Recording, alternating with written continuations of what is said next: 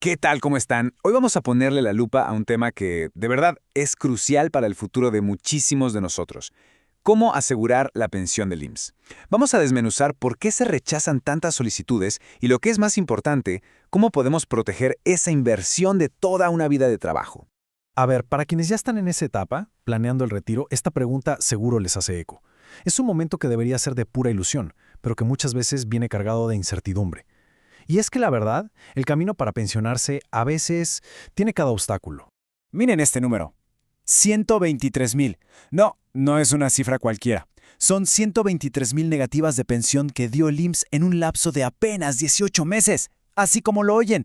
Para que nos demos una idea de la magnitud, esto quiere decir que casi una de cada 5 personas que fueron a solicitar su pensión por edad avanzada se toparon con un no. Es, digamos, el gran temor de muchos hecho realidad.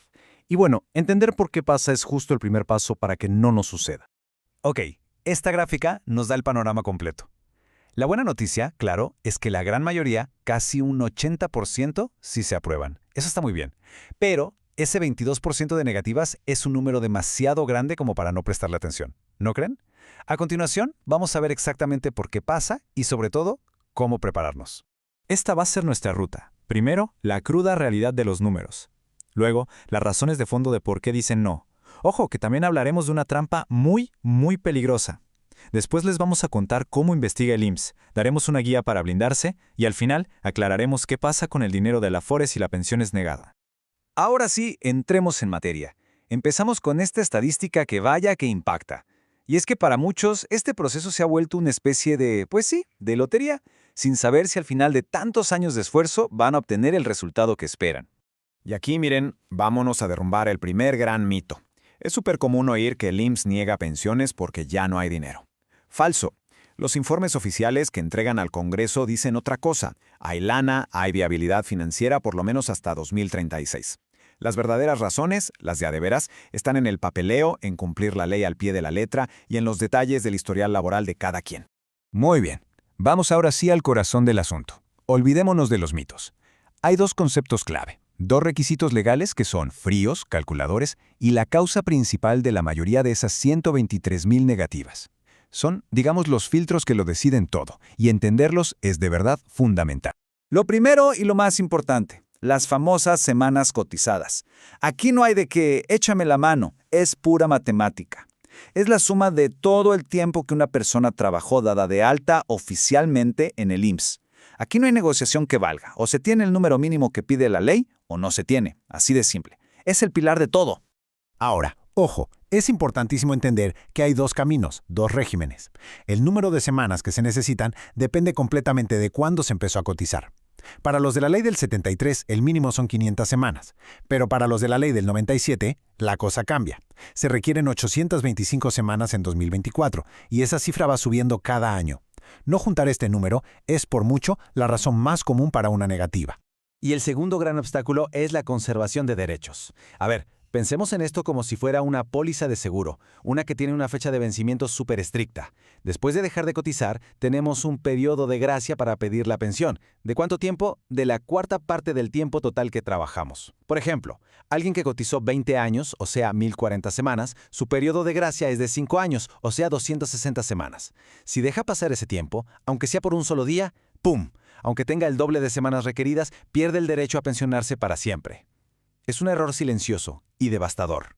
Y justo aquí es donde la desesperación, al ver que faltan semanas o que los derechos ya se vencieron, lleva a tomar decisiones terribles. De repente aparecen soluciones mágicas, atajos, que en realidad son trampas mortales. Hablamos, por supuesto, de la peligrosísima simulación laboral. El modus operandi es casi siempre el mismo. Aparece un supuesto gestor que ofrece ayuda para completar las semanas. Dan de alta a la persona en una empresa fantasma, se paga una mensualidad pensando que es una inversión y cuando se va a solicitar la pensión, ¡sorpresa!, el IMSS ya detectó el fraude. El resultado es catastrófico. Se pierden todas las semanas compradas, se pierde todo el dinero invertido y, por supuesto, la pensión es negada. Y esto nos lleva a un punto importantísimo. El IMSS no es una ventanilla pasiva que solo recibe papeles. Para nada. Se ha convertido en un investigador muy, muy activo. Usa tecnología y auditorías para cazar estos esquemas y pues proteger sus finanzas. Y de verdad hay que tomarse esto muy en serio. El IMSS tiene todo un arsenal. Usa algoritmos que prenden las alertas cuando ven patrones raros, como una empresa nueva que de la nada afilia a muchísimas personas mayores con sueldos altísimos. Hacen visitas físicas para ver si la empresa existe, cruzan datos con el SAT, y lo más grave, no solo cancelan las semanas, sino que pueden empezar un proceso penal por fraude. Aquí la pregunta no es si se van a dar cuenta, sino cuándo. Bueno, ahora vamos a la parte más constructiva. ¿Cómo podemos armar un escudo protector? Frente a todos estos riesgos, la información y la verificación son la única defensa real. Y esto es especialmente crítico para quienes están pensando en una inversión grande, como la famosa modalidad 40. Antes de soltar una cantidad que puede ser de $500,000 o hasta $1,000,000 en 5 años, hay pasos que no son una opción, son una obligación. A ver, el punto crucial es este, la autogestión informada. ¿Se imaginan invertir $800,000 en la modalidad 40 para que al final les digan que les faltaban 10 semanas desde el principio o que su conservación de derechos ya había expirado? Sería una pérdida total, una catástrofe. Por eso, antes de mover un solo peso, hay que entrar al portal del IMSS y descargar la constancia de semanas, verificar el estatus de conservación de derechos y calcular la fecha exacta en que se vence, usar la línea oficial para cualquier duda y la regla de oro. Si alguien pide dinero por un trámite que es gratis, es una estafa. Proteger esa inversión millonaria empieza con unos clics y unas llamadas que no cuestan nada. Bien, ahora vamos a tocar una de las mayores angustias. ¿Qué pasa con todo el dinero que se ahorró en la Afore si, por razones legítimas, el IMSS niega la pensión? ¿Acaso se pierde todo? La respuesta es un no rotundo. Es importantísimo desmentir este mito. Una negativa de pensión no significa que el gobierno se va a quedar con el dinero. No, para nada. Es todo lo contrario. Ese papelito oficial, la negativa, es precisamente la llave legal que se necesita para ir a la Afore y pedir que devuelvan los ahorros.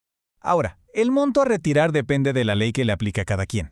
Para los de la Ley 73 se pueden retirar los fondos del SAR 92 y vivienda, pero los recursos de cesantía y vejez, eso sí se transfieren al gobierno. En cambio, para los de la Ley 97, la noticia es mucho mejor. Al recibir la negativa, se tiene derecho a retirar la totalidad, el 100% de lo que haya en la cuenta individual. Para resumir, aquí están las ideas clave. El problema: 1 de cada 5 solicitudes es negada, casi siempre por semanas insuficientes o derechos vencidos. El riesgo: caer en estafas o, peor aún, invertir una fortuna en la modalidad 40 sin tener una base sólida y correcta, perdiéndolo todo. Y la solución: verificar, siempre, el estatus en los canales oficiales. Y recordar que incluso con una negativa, los ahorros de la Afore se pueden retirar. Y cerramos con esta reflexión. El retiro es, pues, la cosecha de décadas de esfuerzo. Es algo demasiado personal, demasiado valioso como para dejarlo en manos de un intermediario o de una promesa fácil. La información, la verificación y la acción personal son las únicas garantías para de verdad proteger ese futuro.